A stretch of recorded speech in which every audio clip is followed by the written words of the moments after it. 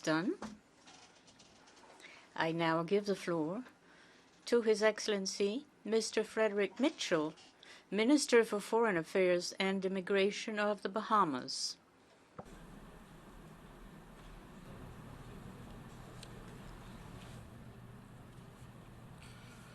Mr. President, I bring you and this Assembly warm, fraternal, and sisterly greetings tonight from the Commonwealth of the Bahamas, the country which one of our most famous sons, the Reverend Dr. Miles Monroe, now sadly deceased, described as the place where God resides.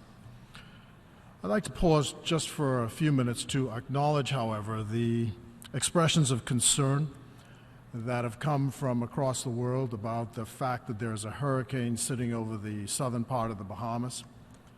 There's been considerable flooding. We have not heard of any loss of life. There's likely to be some property damage. I suppose by morning we'll know what the true impact of the hurricane is. But thank you all for your expressions of concern. Now, we return this year on the 70th anniversary to reaffirm the values which we committed to in 1973 when we subscribed to the Charter of the United Nations. The values of democracy, the rule of law, the protection of the weak and vulnerable, to the elimination of all forms of discrimination. Each year at this time, we join the struggle anew to fight for those values. And tonight, I pause to reflect on the progress we've made in some areas. This year, for example, marks the 30th year since the Nassau Accord by the Commonwealth, which was agreed in our capital city in October 1985 by the heads of government. That accord led to a comprehensive set of sanctions on the apartheid regime of South Africa and contributed to the freedom of Nelson Mandela and the establishment of full democracy in the Republic of South Africa. As we look back, despite the world's troubles, we can repeat the words of the old African-American preacher. I know we ain't what we want to be, but thank God we ain't what we was. I repeat also the concerns that I raised last year: the environment and climate change, crime and security, the economy, and the development of our young people. Mr. President, I want to turn to the Sustainable Development Goals. Our Prime Minister, the Right Honorable Perry Christie, was among the world leaders who last week unanimously adopted the ambitious, transformative, and universal 2030 agenda, which will chart our way forward for the next 15 years and solidify and reaffirm our commitment to the pillars of this organization and to environmental protection. Mr. President, on crime and security, I recall the words of the late Prime Minister of Jamaica, Michael Manley, and he often spoke of a symbiotic relationship between the developed world and the Caribbean region. He said, each year, millions of people from the developed world travel to our region to expect peaceful, quiet, and a salubrious vacation. That, he argued, was a benefit to them. The Caribbean region, including the Bahamas, provides a tourist experience unparalleled in the world. But the world must pay attention to the underlying development issues that face the region, lest that benefit be threatened. We must, for example, stop the escalating crime and violence from drug trafficking, human trafficking, and smuggling, and juvenile gangs. That is why we've been so strong in our support of the Small Arms Trade Treaty. The carnage of our young people because of the easy availability of guns to young males in particular is not acceptable and is unsustainable. The Bahamas was pleased to have participated actively in the first conference of states parties to the Arms Trade Treaty held in Mexico in August of this year. And while we're disappointed that the ATT Secretariat will not be located in our region, in our sister CARICOM country of Trinidad and Tobago, we nevertheless are committed to the full and effective implementation of that treaty. We call on the producers of these weapons to do more to stop their illegal export to our region and end the carnage. As Mr. Manley rightly pointed out so many years ago, the developed world will not be immune if the matter is not brought under control. Mr. President, under the rubric development and reform, there can be no economic and social development without the achievement of gender equality and the empowerment of women and girls. So the Bahamas is committed to this achievement and has actively participated in various meetings on gender equality and the advancement of women, regionally and here at the United Nations. And recently, we were represented at the recent Global Leaders Meeting on Gender Equality and Women's Empowerment by our Minister for Gender Affairs, the Honorable Melanie Griffin. That was on the 27th of September. The Bahamas is also proud that it has now ratified the Convention on the Rights of the Disabled and the optional protocols on the Convention on the Rights of the Child. These acts, in our view, enhance our commitment to human rights. Mr. President, scales of assessment are being reviewed. The Bahamas attaches great importance to the United Nations peacekeeping operations, as these in part underpin the purposes of the United Nations. The Bahamas remains fully committed to meeting its financial obligations to this organization in full and in a timely manner and without any conditions. The Bahamas is, however, of the view that the United Nations peacekeeping scales of assessment should take into consideration the unique circumstances of small island developing states, particularly those that are most vulnerable. It is also in this context that the Bahamas maintains that gross domestic product, gross national income per capita, should not serve as the main component in determining the levels of assessment for peacekeeping operations. Further, that no developing country should be categorized above level C in the peacekeeping scale. On the question of human rights aspects of national development, and the fact that we are advancing a Human Rights Council candidature.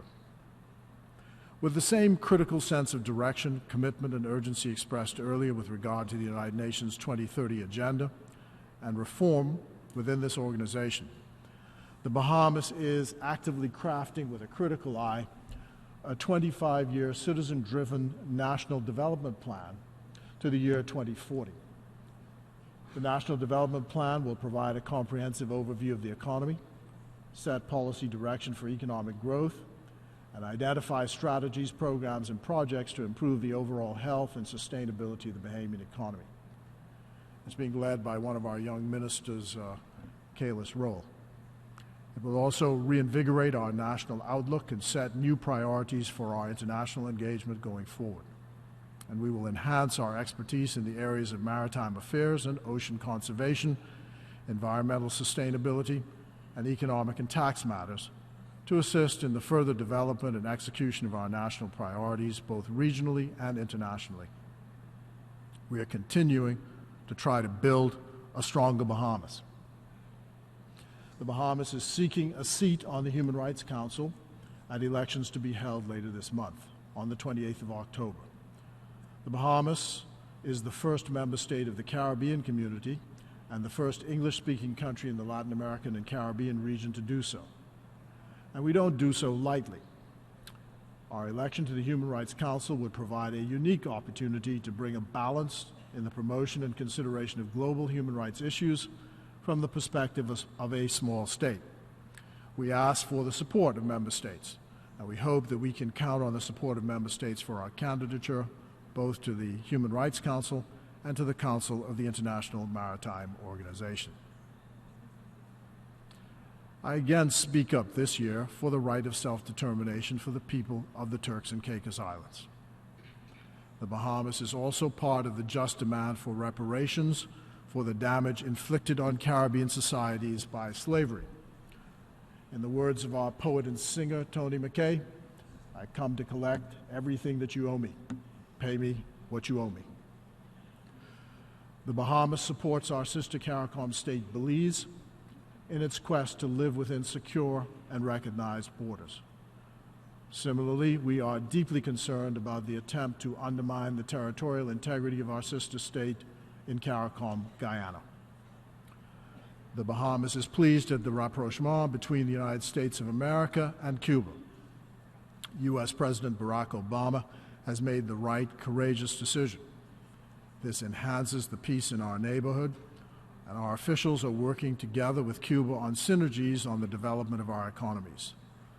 This year, again, we will support an end to the economic embargo when the vote comes at the United Nations. On the environment and climate change matters, I want to say we welcome the launch on the 30th of September of the SIDS DOC initiative, which was jointly developed by the Caribbean Community Climate Change Center and the Secretariat of the Pacific Regional Environment Program, in cooperation with the Alliance of Small Island States. The initiative is meant to assist the small island developing states in the Pacific and the Caribbean regions to address the impacts of climate change, provide them with a collective institutional mechanism to assist in transforming their national energy sectors into a catalyst for sustainable economic development, and help generate financial resources to address adaptation to climate change. We affirm our commitment to a binding agreement in Paris at the Climate Change Conference and urge all countries to work toward that end. Even as we speak, as I said earlier, the Bahamas is under the threat of flooding and a hurricane.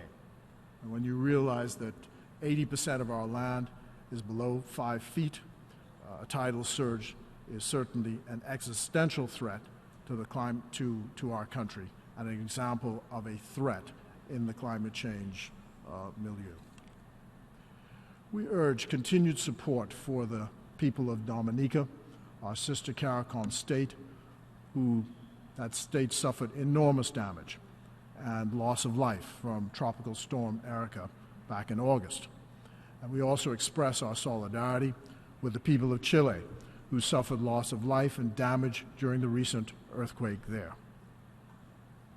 Now, migration and the global refugee crisis is an increasing problem around the world. I turn now to that because we are, in the view of the Bahamas, facing the most pressing refugee crisis since the Second World War. In recent months, we've seen hundreds of thousands of migrants and refugees from conflict and war-torn areas throughout the Middle East embarking on perilous journeys seeking refuge in Western Europe. For the Bahamas, illegal migration through its territory is an awful reality. The Bahamas is resolute in its task to ensuring that migration is lawful, safe, and orderly, and that it involves increased dialogue and greater participation in the process by all countries of origin, transit, and destination. The Bahamas is equally mindful of its international obligations in tandem with its sovereign right to protect its borders. It strives to ensure that respect for human rights, that respect is integral to its migration policies. The Bahamas will, however, take all measures within the law and international norms to protect its borders, to prevent it from being overrun by illegal migrants. Mr. President, I end with a plea for the young people of the world. We must commit ourselves to them afresh at this venue.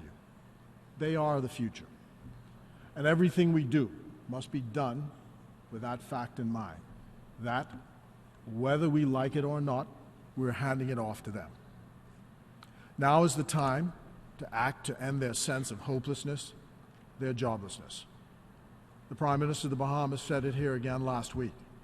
If we ignore them, we do so at our peril. Back in 1919, the Irish poet William Butler Yeats, speaking to his generation, lamented that the center was not holding.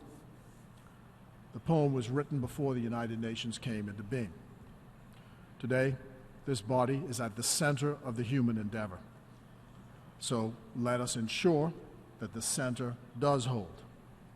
The Bahamas is committed to the United Nations and to a sustainable future for our world, where we're better than in this building, and who better than the United Nations. So I say again, now more than ever, we need the United Nations. Thank you, Mr. President.